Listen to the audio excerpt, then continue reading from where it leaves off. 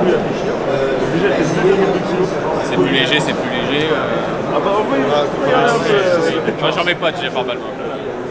c'est la concurrence. Ça, c'est une plaque en deux classique. c'est une classique. Ça, c'est pas mal. Ça, c'est ce qu'on a. Ça, on n'a pas l'ergonomie, celui-là, il y a encore de phase test de frein. Il y a combien en écart de poids? C'est énorme. On voit que je souffre pour eux.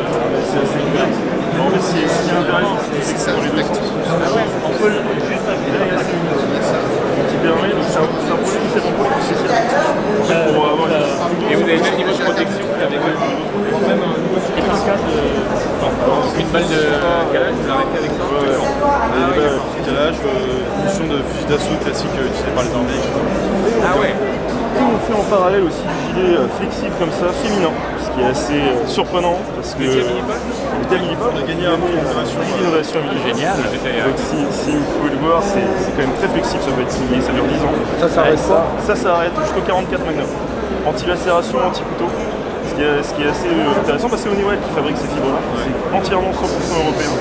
Et tous les matériaux, ils sont fabriqués en Haute-Marne, dans nos ateliers. D'accord. Nous sommes venus au Salon des maires pour d'abord pour rencontrer les prestataires, les gens qui travaillent et qui assurent la continuité aussi du service public partout sur le territoire. Et puis pour assurer aussi les maires, notamment les maires ruraux de notre soutien, maires ruraux qui font face à des difficultés de baisse permanente des dotations globales de fonctionnement. Et il y a des dizaines de milliers de maires aujourd'hui, d'élus locaux qui se sentent abandonnés, notamment des maires dans la ruralité, qui vivent assez loin des centres d'intérêt des pouvoirs publics. Et Emmanuel Macron a accru cette inégalité entre les territoires. Parce que nous avons des maires. Nous avons des mairies qui fonctionnent bien, puisque la quasi-totalité de nos maires ont été réélus, mais on peut faire en sorte qu'elles fonctionnent encore mieux. Et c'est vrai qu'ici, dans ce salon, vous avez l'ensemble des entreprises, des acteurs de nos territoires aussi, qui fabriquent en France de nouvelles technologies pour la sécurité, pour améliorer l'éclairage, le mobilier urbain.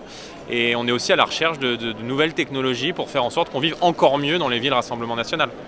L'accueil est bon, l'accueil est très très bon, on vient, on pose des questions, on se renseigne.